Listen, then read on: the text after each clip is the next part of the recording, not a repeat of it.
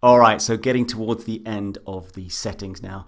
Let's have a look at notifications, which again is a very nice, easy one, because this is in fact where all of the email notifications, if you like, are going to be managed.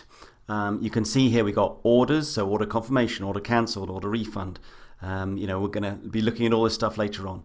The shipping, the customer account welcome, the customer account password reset. I'm just picking off ones at random there, but you can see that there's a whole load of emails set up. Now, if you click on order confirmation, what you get is a very large sort of form with all kinds of, if you recognize that, that's HTML. If you don't, it doesn't matter, because you don't have to care about it, all right? You're not looking to change this stuff, certainly not in the beginning. So just know that all of these things have been set up for you, which is absolutely fantastic, and you've got nothing to do.